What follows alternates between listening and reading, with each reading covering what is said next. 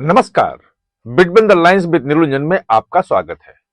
आज हम बात करेंगे कि दिग्विजय सिंह ने कल जो बम फोड़ा, Rahul Gandhi atom bomb, hydrogen bomb सबकी बात करते थे, लेकिन असली बम जो है वो फोड़ दिया दिग्विजय सिंह ने कल। जो ट्वीट था वो बम था, कैसे था ये मैं आपको बताऊंगा। और उसके बाद जो जय जगत गैंग है उसमें हड़कंप मच गया है, क्योंकि ये जो अब बात निकल के आ रही है कि ये राहुल गांधी पे सीधा उतना निशाना नहीं था, और जो उन्होंने ट्विटर को टैग किया प्रियंका गांधी को कि प्रियंका गांधी पर्सनली देखें, वो पूरा का पूरा जाता है जय जगत गैंग। और जय जगत गैंग में जो लोग हैं वो क्यों निशाने पे आ गए, और दिग्विजय सिंह के बाद जो गैंग में क्यों हड़कंप मचा है, यह समझना जरूरी है। लेकिन हां, आप मेरा चैनल सब्सक्राइब कर लीजिएगा और बेल आइकन बटन दबाइएगा ताकि वीडियो आपको समय पे मिल सके, उसका नोटिफिकेशन। और कमेंट जरूर कीजिएगा, क्योंकि आपके कमेंट से नए पर्सपेक्टिव मिलती है, नई जानकारियां मिलती है और वीडियो को और बेहतर बनाने में मदद मिलती है। तो सबसे पहले जो जय जगत गैंग है, बहुत सारे लोग जानते होंगे लेकिन फिर भी बता देता हूं। ये जय जगत गैंग एक वो नेताओं का, नए नेताओं का एक जमावड़ा है, एक गुट है जो राहुल गांधी जिसके बहुत करीब है। राहुल गांधी जो कुछ भी करते हैं वो सब जय जगत गैंग के कहने पे ही करते हैं। ये लोग जय जय जगत वाले ग्रुप वाले जब लोग मिलते हैं तो बैठक की समाप्ति भी जय जगत से करते हैं कि पूरी दुनिया को जीत लेना है। और इसमें जो है वो सचिन राव जो हैं वो हैं कम्युनिकेशन के एक्सपर्ट हैं, जो सीडब्ल्यूसी है, जो कांग्रेस वर्किंग कमेटी है, उसके मेंबर भी हैं और ट्रेनिंग डिपार्टमेंट के हेड हैं। पूरा जो जिला वाइज और पूरे देश में हर जगह जो कार्यकर्ताओं की ट्रेनिंग दी जा रही है वो यही कर रहे हैं, पूर्व सांसद भी हैं। इसके अलावा कृष्णा अल्लावरू का बिहार में जो प्रभारी थे उनका नाम सुना होगा, है ना। भंवर जितेंद्र सिंह जो राज्य मंत्री यूपीए गवर्नमेंट में हुआ करते थे वो हैं। गिरीश चोंडकर हैं, प्रवीण चक्रवर्ती हैं, भरे पड़े हैं। अलंकार बवई हैं, हरीश चौधरी हैं, एस सेंथिल हैं, हर्षवर्धन हैं, मनीष शर्मा, ये सब लोग हैं जगत जय जगत गैंग में। अब है क्या कि 2026 में लगभग 70 सीटें, 75 जो सीटें हैं वो राज्यसभा की खाली हो रही है। यानी कि हर 2 साल पे, 6 साल के लिए होता है राज्यसभा का, 2 साल पे उसमें रिटायरमेंट होता है, जिसमें 37 जो हैं वो अप्रैल में हो जाएंगे, बाकी जून में कुछ रिटायर होंगे जिनका कार्यकाल पूरा होगा, और बाकी नवंबर में होगा। यानी कुल 70-75 हैं। इसमें चूंकि कांग्रेस के विधायकों की संख्या लगातार हर जगह कम हो रही है, तो राज्यसभा में भेजने का स्ट्रेंथ जो है उसका कम हो गया है, बहुत कम हो गया है। यह कहा जा रहा है कि मैक्सिमम 10 लोगों को वो भेज सकते हैं राज्यसभा में, और वैसे 6 लोगों को भेज सकते हैं। और हो सकता है कि इस बार राज्यसभा में जो अभी लगभग 30 सांसद हैं कांग्रेस के, वो 25 से भी नीचे आ जाएंगे, क्योंकि विधानसभा विधायक जो है वो चुन के भेजते हैं, और आपके जब विधायक ही नहीं है तो आप कहां से भेजेंगे।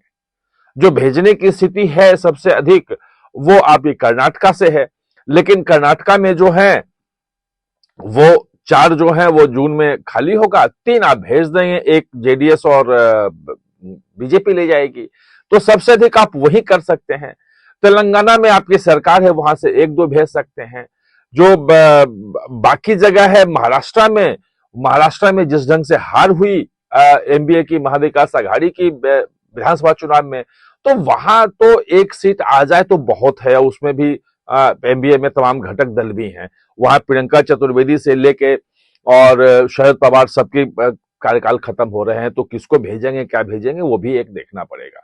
ये जो दिग्विजय सिंह हैं, मध्य प्रदेश से आते हैं, इनका कार्यकाल भी जून में खत्म हो रहा है। ये भी जून में चले जाएंगे। और यही नहीं, अभिषेक मनु सिंह भी जो है उनका अप्रैल में खत्म हो रहा है, वो तेलंगाना से है। तो उनको भी जिता के लाना है, क्योंकि अभिषेक मनु सिंह भी जो है वो चाहे नेशनल हेराल्ड घोटाला हो, आपने पूरा का पूरा देखा है कैसे उन्होंने राउज एवेन्यू कोर्ट से गांधी परिवार को बाहर निकाला और श्रेय उन्होंने लिया कि जो हमने वहां पे तर्क दिए, तथ्य दिए, उसके बाद जो ईडी की चार्जशीट थी उसे एक्सेप्ट करने से इनकार कर दिया था कोर्ट ने। वो उनका एक है। ऐसे ही वो पहले कपिल सिब्बल जाते थे, लेकिन कपिल सिब्बल को जिताने की जब स्थिति नहीं आई कांग्रेस की, तो वो फिर उत्तर प्रदेश से निर्दलीय आए और समाजवादी पार्टी ने उनको समर्थन दिया, तो वो राज्यसभा में पहुंच गए। ऐसे ही तो लड़ाई राज्यसभा की है। जो जय जगत गैंग है वो पहले से ही चल रहा है कि इस बार जय जगत गैंग जो है वो आपस में देख रहा है कि उसके कितने लोग राज्यसभा में जा सकते हैं। वो जो जाने की स्थिति है, जिनकी दावेदारी चल रही है, वो मीनाक्षी नटराजन जो तेलंगाना की प्रभारी भी हैं, राहुल गांधी करीबी हैं, वो बहुत दावेदार हैं।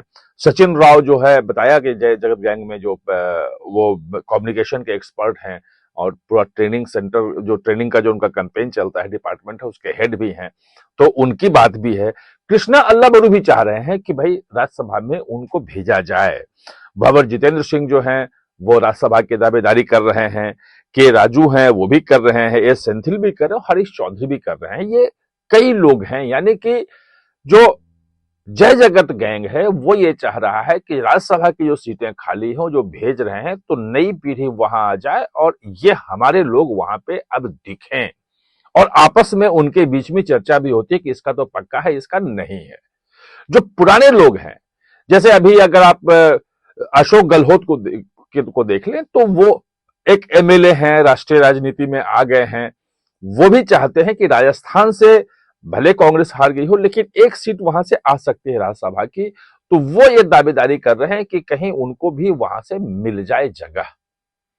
तो जो पूरा का पूरा जो दिग्विजय सिंह का जो है वो यही है कि भाई जो कार्यकर्ता है, जिसने पार्टी को खड़ा किया, उसको आप जगह दें। उन्होंने दिखाया कि कैसे मोदी जो नीचे बैठा हुआ है, आडवाणी और उनके बीच में स्वयंसेवक एक है जो दरी पे बैठा हुआ है, वो कैसे मुख्यमंत्री ही बनता है और प्रधानमंत्री भी पिछले 12 साल से, 11.5 साल से। तो उनका संगठन पे जोर था। बाद में उन्होंने कहा कि संगठन महत्वपूर्ण है। समस्या यह है कि दिग्विजय सिंह की जो पूरी पॉलिटिक्स रही है वो धीरे धीरे वो हाशिए पे चले गए हैं। वो एक मुस्लिम तुष्टिकरण वाला जो है, उसके पक्षधर वाला जो है, उनका इमेज रहा है। बाटला हाउस इनकाउंटर पे उन्होंने यूपीए सरकार में सवाल उठा दिए थे। पी चिदम्बरम गृह मंत्री थे, उन्होंने बिल्कुल माना नहीं और उसकी जांच नहीं हुई। लेकिन उन्होंने कहा था, जो 26/11 का हमला था, उसमें जो किताब का विमोचन किया उन्होंने, वो किताब जो कहता था कि ये आरएसएस और हमास के स्थानीय वो है, यानी और तमाम जगह करते हैं। और अब जब हिंदुत्व की एक पॉलिटिक्स चल पड़ी है, तो आपने कई बार सुना होगा जब वो कहते हैं कि हमें तो कह दिया है कि आप मत बोलो, आप बोलते हो तो वोट खराब हो जाता है, इसलिए मैं चुप्पी साधे रहता हूं। अब उन्होंने चुप्पी तोड़ी है। चुप्पी ये नहीं तोड़ी है कि कांग्रेस मजबूत होना है, चुप्पी ये तोड़ी है कि कांग्रेस में अब जो है राज्यसभा जो आने वाला है, 2 बार उनको राज्यसभा दिया जा चुका है, दूसरी बार उनका खत्म हो रहा है कार्यकाल, 12 साल से है, तो एक बार उनको और मिल जाए, 78 साल के बाद है, तो भी उनकी सीट सुरक्षित रहे, ये जरूरी है। वो बाकी चीजें जो कही जा रही है वो सब साइड लाइन में है, लेकिन मेन उद्देश्य उनका वही है। और राहुल गांधी के नेतृत्व में जो बार बार हार हो रही है, तो ये सब सवाल संगठन वाला महत्वपूर्ण हो रहा है। प्रियंका गांधी को जो टैग किया है वो इसलिए किया है क्योंकि प्रियंका गांधी अब आके संभाले, वरना ये जय जगत गैंग जो है वो पूरे कांग्रेस को हाईजैक कर लेगा। और इमरान मसूद ने भी जो बोला था कि भाई अगर प्रियंका गांधी प्रधानमंत्री होती तो बांग्लादेश को सबक सिखा देती, तो प्रियंका राहुल की जगह प्रियंका गांधी का नाम लेना वो सामान्य नहीं है। वो सोच समझ के किया गया। बाद में भले जो कुछ भी उसमें सफाई दी जाए, उस सफाई का कोई मतलब नहीं। जो आपने कहा है उसके पीछे क्या उद्देश्य है ये क्लियर है। तो ये है मामला। जो जय जगत गैंग है उसमें कैसे हड़कंप मचा हुआ है। आप हमारे साथ जुड़े, इसके लिए बहुत बहुत धन्यवाद। और हाँ, चैनल को सब्सक्राइब करना ना भूलें। इसका बेल आइकन दबाएं ताकि नया वीडियो कोई भी आए तो उसका नोटिफिकेशन समय पे